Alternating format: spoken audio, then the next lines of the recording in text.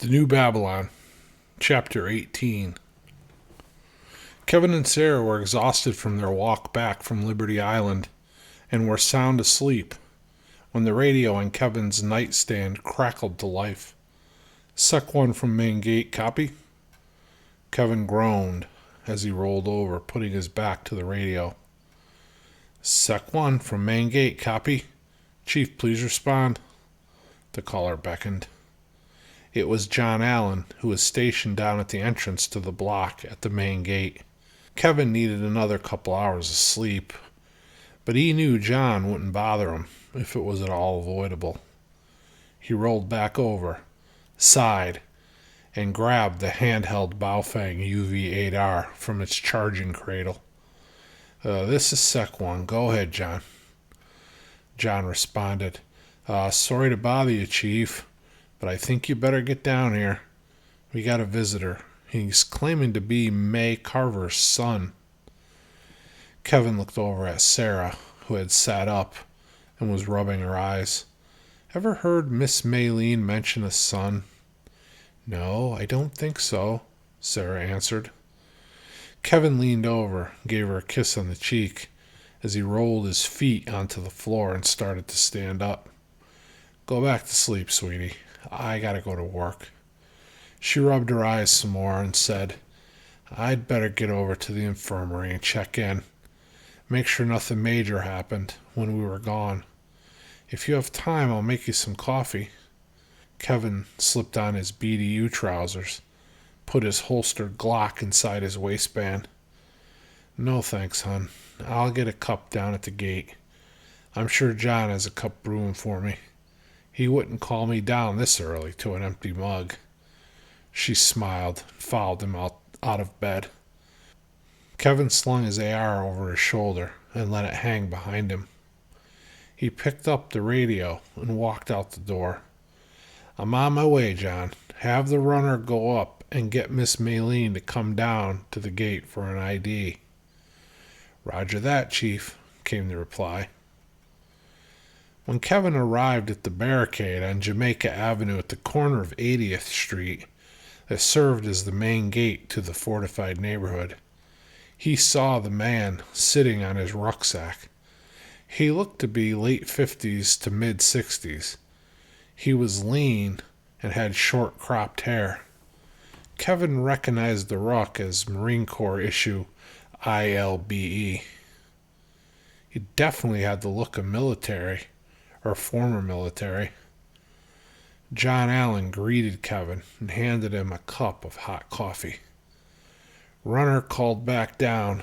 He's on his way with Miss May. Kevin nodded, took a sip of the hot, strong brew. They were in a small building on the corner that used to house a Boost mobile store, back before it closed up after the collapse. The hyperinflation of the dollar had caused almost all legitimate businesses to close after the paper fiat currency that was the U.S. dollar became worthless. Kevin and his team had turned it into a guard shack for the main entrance to the neighborhood.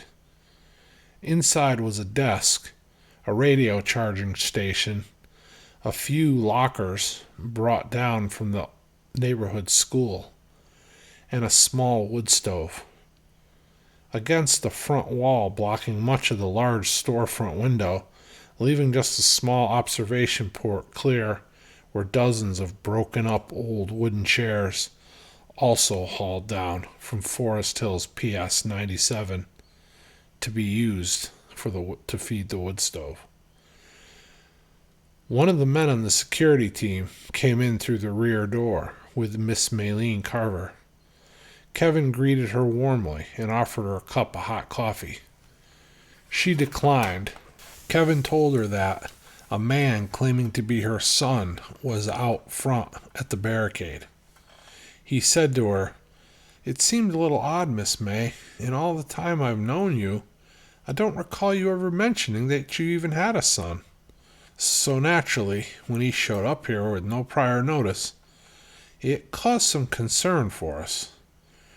Did you know he was coming? Miss May looked up at Kevin. My son, Renfro was his name. He's been dead for some years now.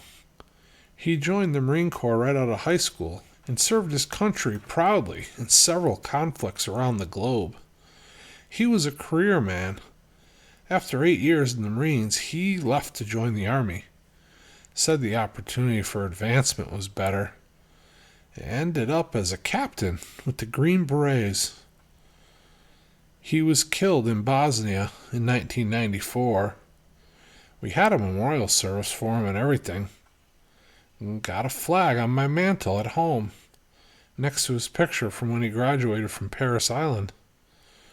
Her mind seemed to trail off to some faraway place, some faraway time. Kevin saw a tear well up in her eye when she turned back and looked up at him. Where is he? I need to see him. Kevin rubbed her shoulder gently and told her, Miss May, we aren't sure it's even him, and as you say, he died in 1994. She stood up and faced Kevin. I need to see for myself. Kevin looked over at John Allen and then back at Maylene. Bring him in, John. Almost 200 miles west on a knoll overlooking the sunrise over the interstate, Will Jr. lay prone, scanning the valley below with his dad's scope. His sister sat with her arms wrapped around her knees, tucked into her chest. She rocked back and forth, sobbing, looking at the ground and somewhat disassociated from her surroundings. Will Jr. set his optics down, letting it dangle from a lanyard around his neck. He sat up next to Lindsay and attempted to put his arm around her. She shrieked and pulled away from her brother. Don't touch me! Get away from me! I hate you! I can't even believe that you left Dad there to die. Just got up and ran away to save yourself. I don't even know who you are. She turned her back to him and continued to cry.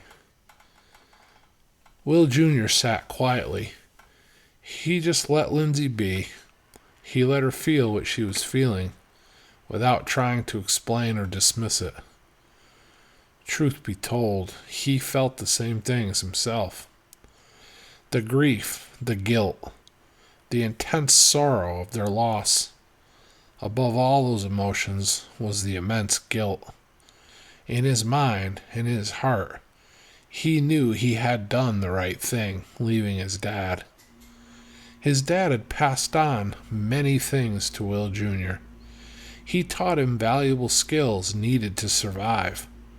He taught him responsibility. He taught him discernment. But above all, he taught him wisdom. What it meant to be wise.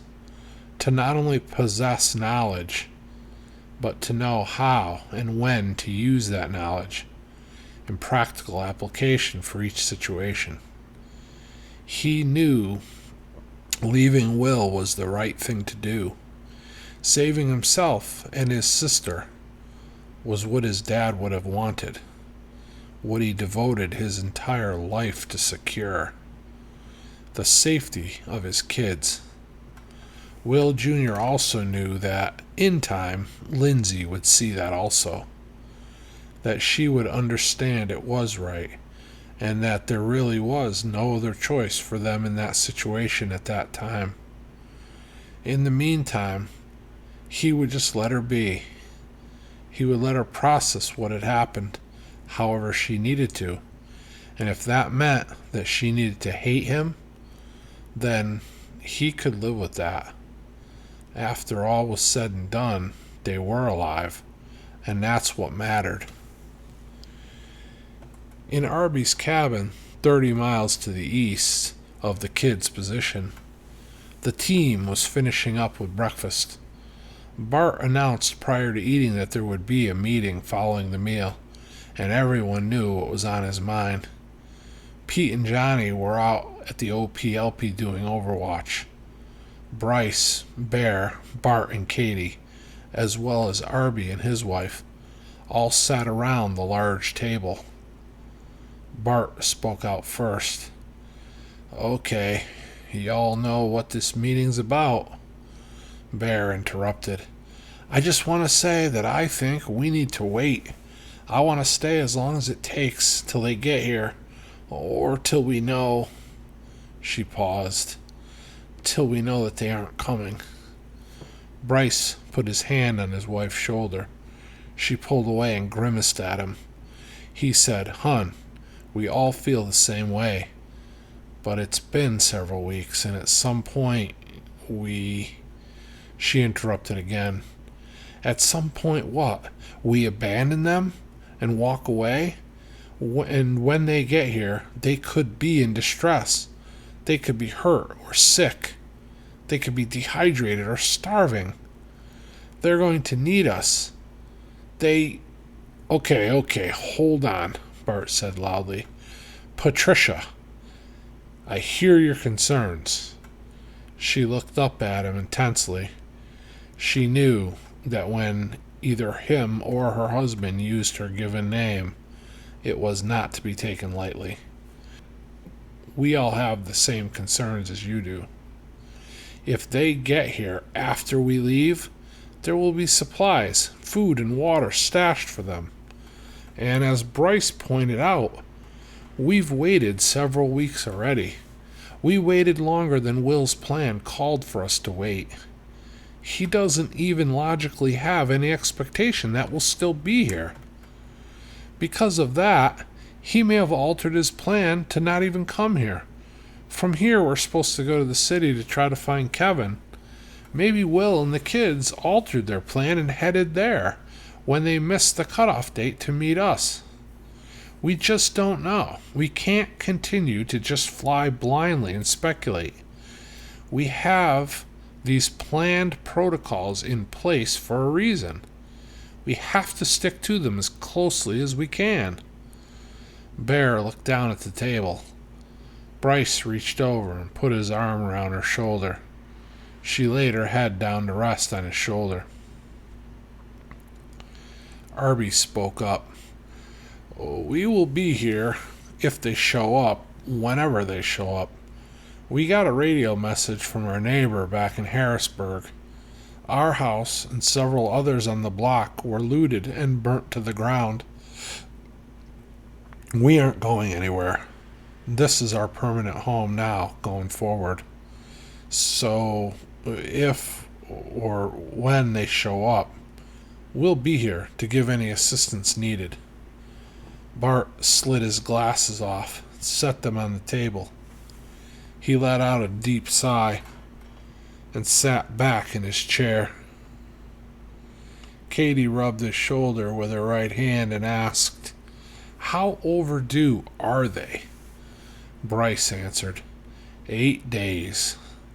Katie responded, "Well, we have plenty of food and water, and Arby is well stocked with everything and has made it clear we can stay as long as we need to."